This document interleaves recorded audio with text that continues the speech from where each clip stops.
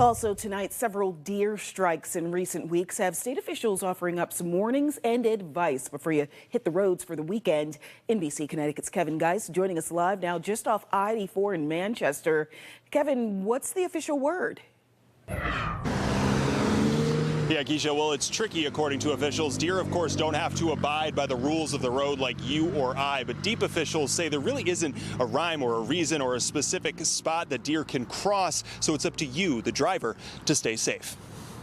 I legitimately had a deer hop the guardrail and meet my car. This is the aftermath of the accident Alex Noonan had with a deer recently along 84 East in what he calls the Tallinn Triangle. Hit the deer full on, head on. Luckily, my hood flipped completely up. Noonan is former law enforcement and considers himself a strong and safe driver. He knew not to swerve and create a larger incident and instead held steady, going through the deer. He was okay, besides bruises and a forearm burn. He was one of 6 deer strike accidents in the last few weeks along a small stretch of 84 and 384. It's a regular occurrence. Any day. Any day you're going to see an incident that we're going to be responding to involving an animal being struck by a vehicle. Sergeant Luke Davis with the Connecticut State Police says in the last week they've responded to 80 animal strikes statewide. Because of Connecticut's dense forests, deer strikes are all too common. DEEP reports roughly 6,000 to 7,000 annually. It's very difficult to avoid.